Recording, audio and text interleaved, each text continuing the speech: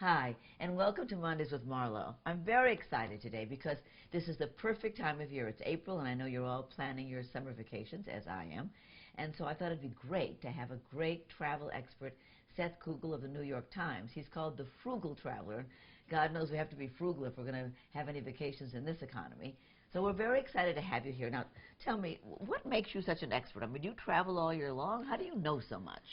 Well, I've been traveling for a long time, even before I had this job, but now, yes, that's what I do. I travel pretty much all year long. I like to touch base, stay in New York for a few days at a time here and there. Right. But I'm always going, and I'm always looking, and I'm always on the websites looking for the best airplane fares and hotels and all this kind of stuff. Oh, great. So when you've been wrapped up in this for a long time, you kind of get a sense of what's a good deal and what's not. Oh, and learn that's a few terrific. tricks. But we've got so many people who want to ask you this because everybody's trying to figure out how do you travel and still be able to afford it. So here's an interesting question from KT. She says, I've heard that there is a best time of day or day of the week to purchase tickets online. Is that true? And when is it? And just look right at her. Sure. From KT. Okay, KT. So there is the general wisdom is that Tuesdays are the best day to buy your tickets online because that's when the airlines cut their fares, and then the idea is one airline will cut their fares, and then all the other airlines will have to catch up, so that airline doesn't get all the business. Also, those fares will be around all week, but on Tuesdays when all the best seats are still available, and you can get on the, you don't have to go on the 5 a.m. flight, you can go on the 10 a.m. flight and get a little extra sleep. That's true. On the other hand, I have a few other little sort of tricks I like to do with getting cheap airfare. One is whatever airlines I like to go on, or whatever airlines fly to the places I like to go, I make sure I get on their email lists. And what they'll do then is send out an email whenever there's a special fare. Sometimes it lasts for 48 hours or whatever, and you may not even care 9 out of 10 times that you could fly from Jacksonville, Florida to Austin, Texas for really cheap. But then that 10th time you get an email and it'll say, you can fly from Miami to Mexico City, and that's exactly where you want to go, and you'll be able to take advantage of it. Oh, how great. What a great tip. This is from Samantha. What are some of the cheapest and most appealing places to visit right now? Wow. That is a tough question. These days, Europe is quite expensive, but there are little...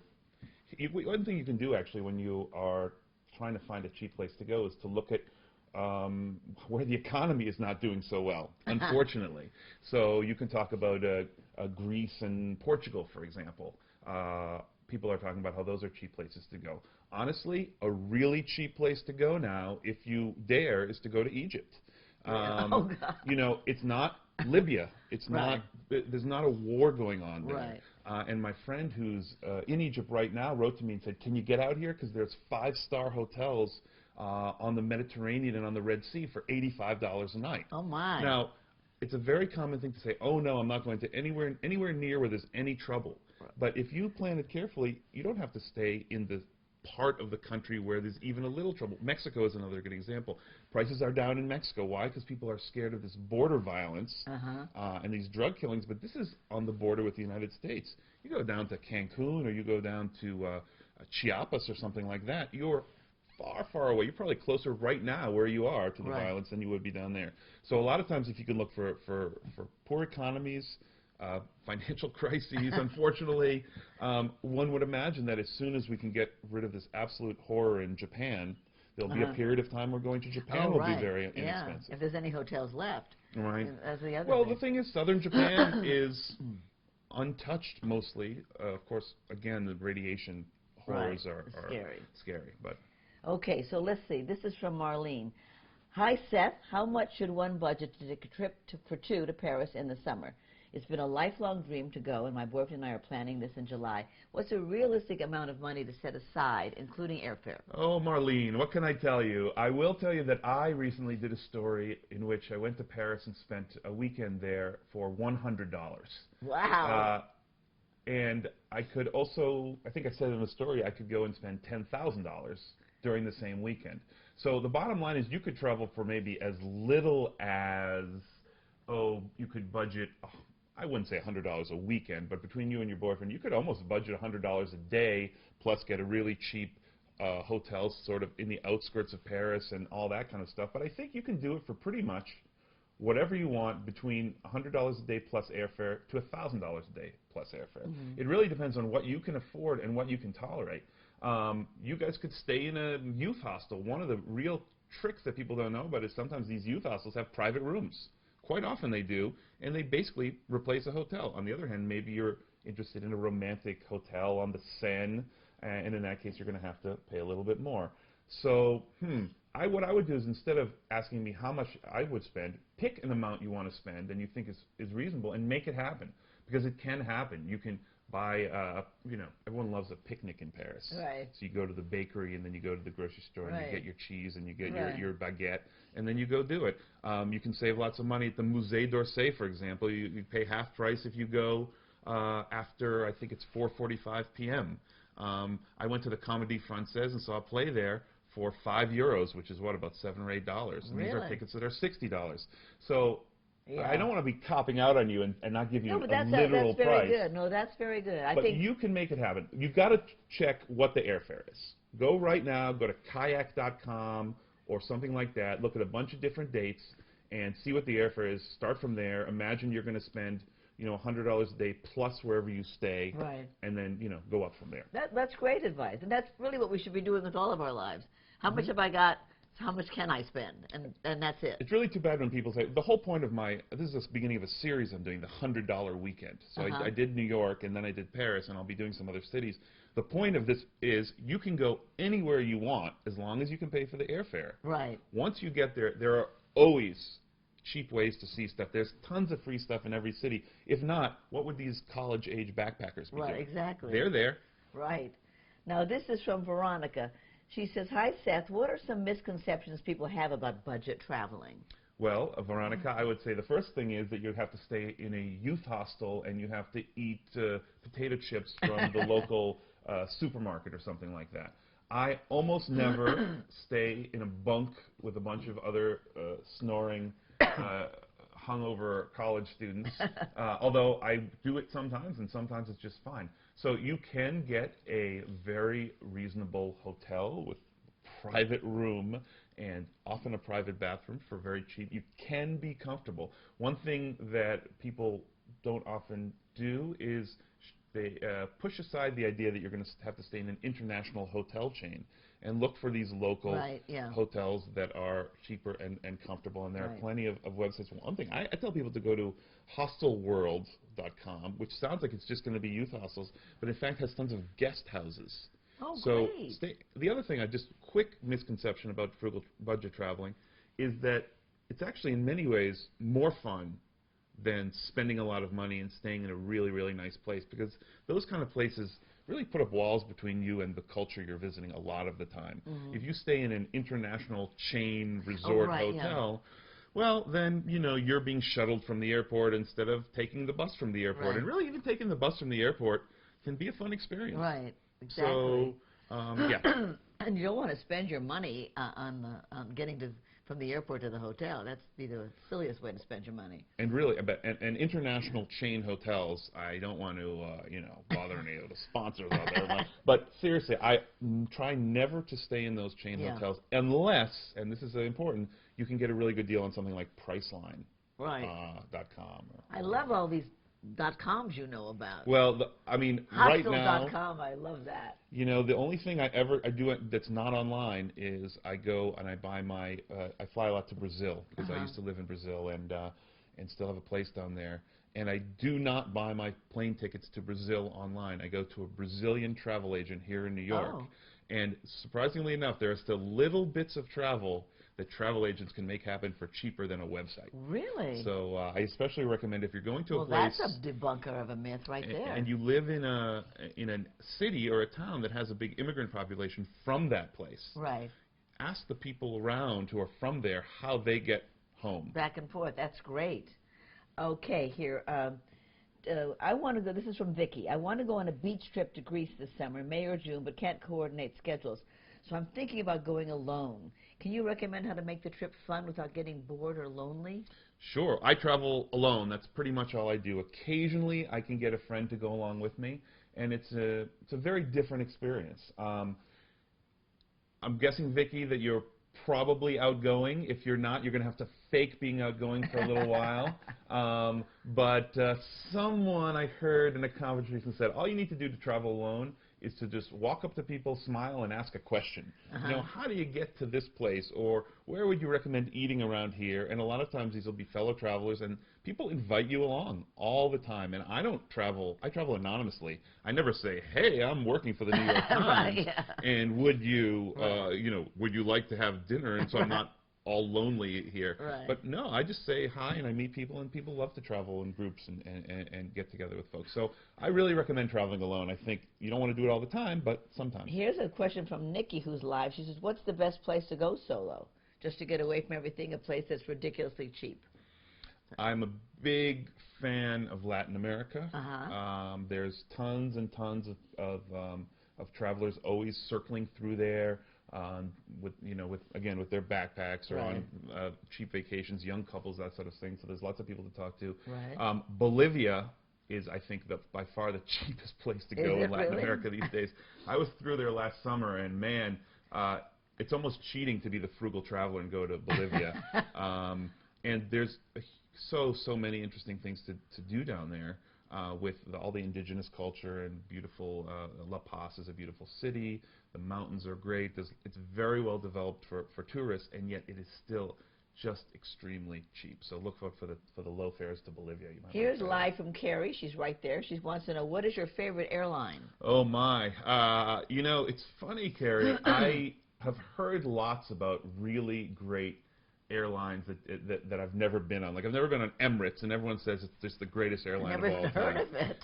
Yeah, they fly through Dubai, so anytime you're going to go to anywhere, and it seems like everyone's on it and everyone loves it. But literally, I just take the cheapest flight I can, no matter where I go. Now, I do love these discount airlines that somehow manage to be just as comfortable or more comfortable than what they call the legacy airlines, the big ones like American or Delta. So JetBlue, you know, free potato chips, and not only free potato chips, they're blue potato chips. Oh wow! This is unbelievable. That's worth everything. I have to admit, I have been known to sneak back in the JetBlue.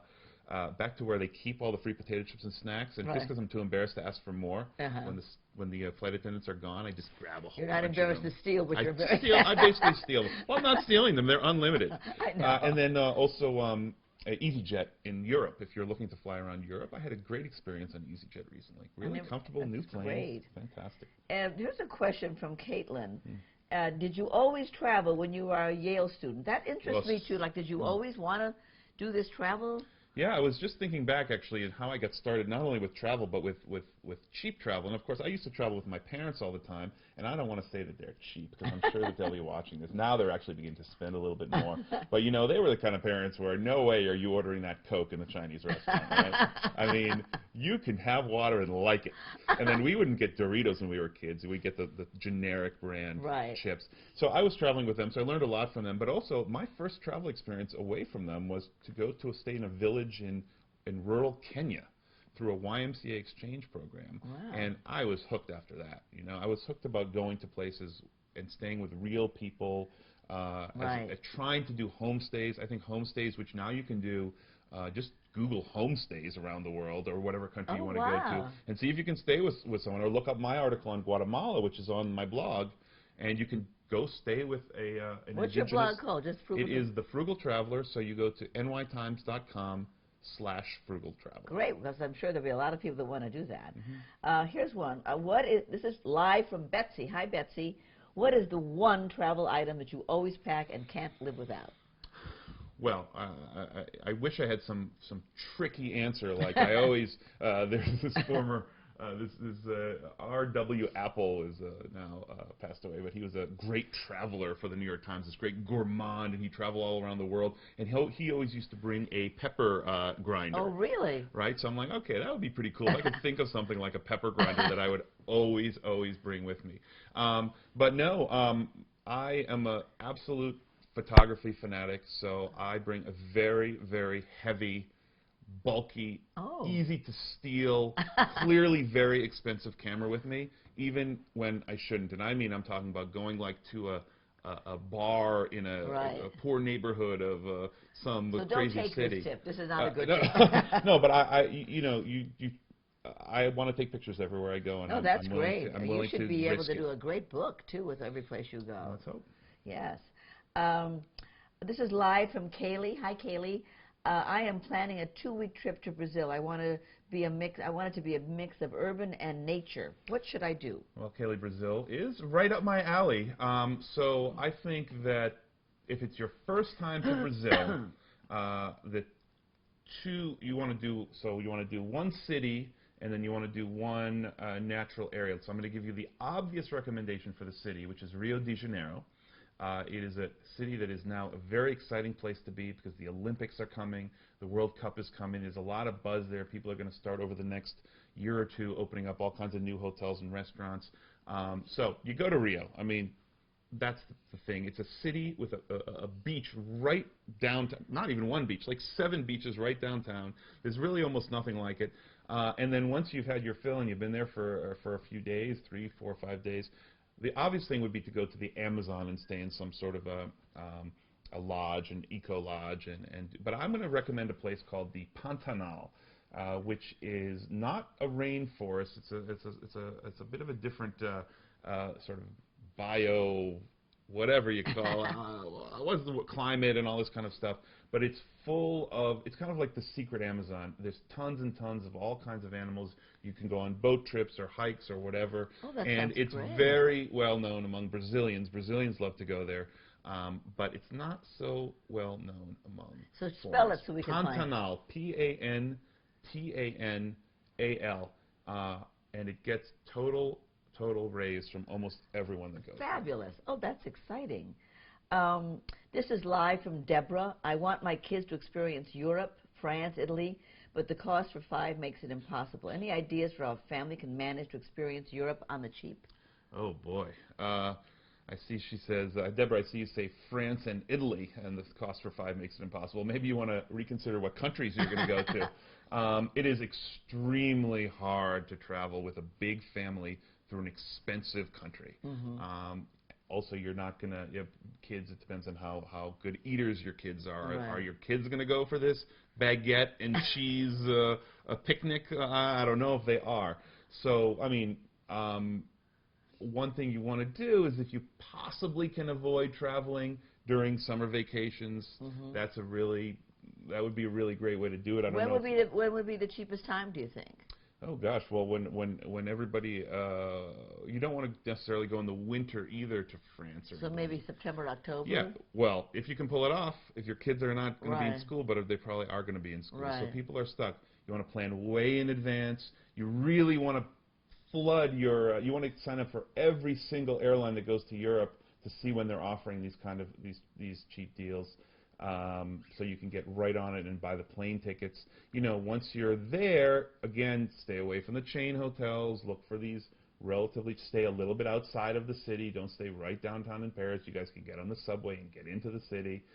Don't necessarily go to Paris. Look for, you know, towns around, you know, other parts of the country. Also, look into these homestay things. There are trading houses or renting houses are a great way to save money for a family, right? So If by you stay in a homestay, hotel, you take somebody else's home? well, homestay might not be the right word for a family of 5.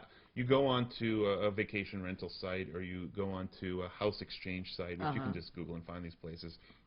And suddenly you get a whole home or a whole apartment which you can really settle into, as opposed to having to be in a hotel and decide, well, I have 3 kids, so can I have 3 kids in one room and us in another room, or do I need a 3rd room? Right. Or then things start to double and triple. Right. But if you're just talking about the difference between a rental apartment with 1 bedroom, like the kind of place I would rent, and a rental apartment with 3 bedrooms, or with 2 bedrooms and a couch or whatever, you're not talking about a huge difference in price.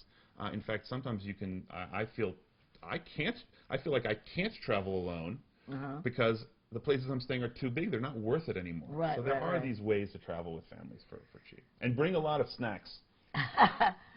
This is from Teresa. This is such an interesting question. As a travel writer, do you ever feel concerned about writing about a hidden gem, knowing that your article will be read by thousands and thousands of people? Of course, it will no longer be this special place. Teresa, yeah. Do you hold back on us ever? Yeah, Teresa, I mean, I think probably every travel writer has a few places that they would never, ever write about, but I don't think we're talking about a whole town or a whole part of a country or anything like that. You know, the first thing you need to think about is you don't want to. One article is generally not going to utterly devastate a place forever. And I'll give you an example. When I recently was in Brazil, and another tip for our Brazil person who's going to Brazil is there's this place, this brilliant kind of desert-like national park called the Lençóis Maranhenses in northeastern Brazil. And I wrote about this place, and it's kind of like these crazy deserts with oases everywhere. It's like you're not even imagining them. There are lakes in the middle of this desert, and it's stunning, and you go swimming. Anyway, I wrote about this, and people wrote in and said, "You've ruined it forever." And the truth is, A, it's pretty expensive to get there. B, the Europeans already know about it, so I'm not, you know, they're already there. Just because there's Americans going now doesn't mean I ruined it. And C, there's a whole bunch of people that live there and make their living in tourism that are going to benefit from you going there. So it's a balance. Okay, so you haven't held back one? I might hold back a specific bar or restaurant or something like that, but a town or an area? That would be... No, because honestly, if I don't write about it, someone else is going to write about it eventually. Now with Google Maps and Google Earth, and also that's your job figuring out to tell us where to go. So we want you to know. We want you to tell us. This is live from Morgan. Where's the best beach you've ever visited? Sounds to me like it was Brazil, right? No, I'm gonna go with my favorite beach in the world, which is a place called El Morro, M-O-R-R-O, in the northwest Dominican Republic. Really? And I'll be honest, I'm not a huge beach person. Like, I don't want to go to a resort where everyone's lying on the sand and ordering their drinks and stuff like that. I like to be alone on the beach. You give me an isolated beach, and this is a town. It's near the town of Monte Cristi. It's in my blog. You can look it up. You'll see some photos about it. And I have been there 3 times in my life. I first went there on my first trip ever after college, and I was going through the Dominican Republic, which is a great place, great cheap place to visit, by the way, but it could get overrun with tourists. And at one point, I was just feeling so overwhelmed with all these tourists all around me that I looked at a map and I said, I'm going to go to this place. Because it's not in my guidebook. It's really far away, but the whole country's so small, it's only like 3 hours away. Right. And I went there, and it's kind of like not the most beautiful area of the country because it's very dry, but it has the most beautiful beaches. It's El Morro. Morro means like the cliff or the hill. It's just a cliff and a little beach under it. Nobody's ever there. Maybe maximum two local families will show up. And it's look in my blog and look at the pictures of it. And, well, and you'll that's see what a really I mean. good tip when somebody can tell you what their favorite beach By the is. way, the other thing I do sometimes, and I did this on this trip as well, just ask, where are the beaches nobody goes to? There's still undiscovered beaches in the world. They're not that easy to get to. So the last time I was in this part of the country, I said, where else is a great beach? And they gave me this beach. It was about 12 miles down a very, very bad dirt road. I had a very cheap rental car, because I always get the cheapest rental car. And the rocks are scraping at the bottom, but, you know, half an hour, 45 minutes later, we were at an absolutely isolated, untouched beach. That's great. This is live from Ernie. Hi, Ernie. Thanks for coming in. Is there any way to improve chances to be bumped so that I can get a free flight later? I don't know that I have an easy answer for that. I mean, I think the willingness to be bumped is sometimes all you need. Obviously, you want to go on really, really busy, travel at really, really busy times. Yeah. I suppose make a reservation during right Have you before ever done it? Thanksgiving or Christmas. Have I have been bumped, but not since I've started this job. A lot of times I'm on such a tight schedule for this that I can't really do it. You have to get right. Yeah. Here's one. This is live from Susan. What tips can you give us for traveling to Iceland? Wow. Have you been to Iceland? I've not been to Iceland. Ah, you've stumped the expert. No, well, I do have one tip. Okay. I've come up with a tip for you, and I think this is still, this deal is still on, that Iceland Air now allows you to stop in Iceland on the way to Europe basically for free. So, in other words, you go to Paris, but on the way to Paris, you stop in Iceland. I don't know if they go to Paris. Wherever they fly. Yeah. I'm sure you can see if this deal is still on by going to their website. Wow. You basically get a free stop in Iceland. That's my only tip, really. Well, so then you just pretend you're going further, and you stop in Well, you stop there, and then you go and visit Europe as well. But it's see. like sort of like a free stop. Instead of booking, New York or Los Angeles to Iceland, and then booking Iceland to London, you just book Los Angeles to London, and you stop in Iceland, and they don't cost you. It's kind of like a free stop. You can stay for 5 days. Oh, really? Get back on the plane and continue Oh, on that's to great. Europe. Oh, that's a great tip. Wow.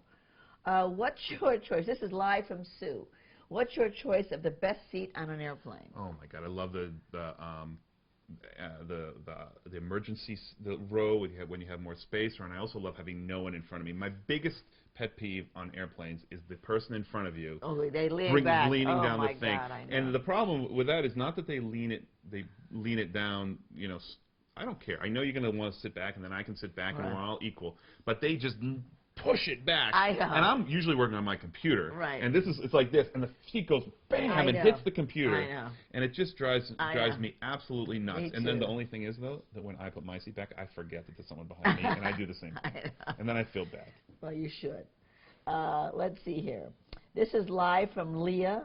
Do you have suggestions for perhaps lesser traveled, less expensive cities in Europe that are worth seeing? I'm not going to, besides my suggestions before about maybe Portugal and Greece, I don't have a specific city for someone to go to. But I so highly recommend looking at a map, picking some smaller cities that maybe you've never heard of, and then just simply going either to nytimes.com travel section or fromers.com or even just Googling and seeing what's there, because there's a certain joy to going to a city that not too many tourists go to, and then just seeing what they've got. Because usually people that live in these cities are much more welcoming of tourists. They're much friendlier. They want to know why you're there. They want to show you things. And I did this in Mexico, where I just got sick of traveling through guidebooks and Googling and all these sites, and I just picked literally a random town, completely random town. The only thing I knew about it was that there were no tourist attractions, and went there for a week. Wow. To see what happened. Right. And everyone wanted to know what I was doing there. Everyone wanted to show me around. I got walked. Where was this? This was in Oaxaca State in Mexico. Wow. And again, the article is right there on the blog. You can search for it. But it ended up that there actually was a tourist attraction. There was a 17th century monastery and church in this town that was getting redone and refurbished so tourists could go there in like 10 years. Meanwhile, I'm there. It's not in any guidebook. I just went in and watched the workers refurbishing an old monastery, which is totally fascinating. Now, we're running out of time, but there's so many questions that I think some are really important that I want you to just do quickly. Let's do it. So this is from Jamie. Jamie wants to know, do you recommend that people get travel insurance? I recommend that people get it, and I don't get it because I'm too cheap. But I do recommend people get it. Okay. And can you advise on this is live from Victoria, can you advise on some things to do to stay comfortable on a long flight and during long layovers? Oh, I just walk around all the time. I also, obviously, bringing DVDs and making sure your computer is all charged up is really good. Already being into a book. I am awful at sleeping on flights, and so I feel this person's pain. I like to buy local newspapers and wherever I'm laid over, and just to pretend I'm traveling there for a little while. Right. Here's another interesting. Let me just see if I sometimes lose these. This is from Kate. Okay. She says, when I travel, I like to really experience the local culture. Can you give me some advice about how to get in with local culture? Are there any ways I can plan ahead or research that will help me avoid the tourist trap? Sometimes it's hard to tell if I'm experiencing real culture versus something completely constructed for tourists. Kate, I think you really hit the exact question that everyone should be asking. How do I do this? So, I mean, just to go over some things, you completely avoid hotel chains. You look for smaller towns and stay outside of the center of the city. Now, with the internet, go to a local website that is for locals and see what they're doing that weekend. I love, for example, to ask people, where do you go away for the weekend from this city? And then I go there, and it's the locals going away for the weekend. So it's not as stunning. There's no Taj Mahal there. But often you can find great places with waterfalls and lakes and a full local culture. And they're on vacation, but they're the locals. Oh, that's fabulous. I think we have time for one more. This is from Judy. Is it still cheap to travel in Southeast Asia? Do you have any recommendations for a traveler heading to this region? Judy, I'm going to table this question for about 3 or 4 months because I'm hoping to spend my summer in that area. And so check on the blog in a few months and I'll have an answer for you. Right. And I'm going to squeeze in one more. Okay. What are the bare essentials to pack while traveling? I mean, like toiletries, medication, other creature comforts.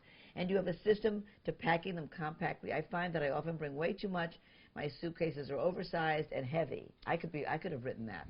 That's me. You know, I think that people think that they have to wash their clothes more than they do when they're on vacation. I mean, and you can always use sinks in Right. hotel rooms and all this kind of stuff. Obviously, you need to bring your medication, but most places in the world have pharmacies. So I recently made the mistake of packing a huge bag of all kinds of stuff when I traveled through Latin America, and I realized every single town here has a pharmacy. There's lots of stuff you can buy. Right. Even something like books now. Well, we download Well, a like, book what on about the things internet. like aspirin or Advil and that stuff? Can you get that everywhere? Things that you think you might need. I mean, I like to take, I like to have some Pepto-Bismol along with me because Right, I I'll like to bet eat you lots do. of stuff.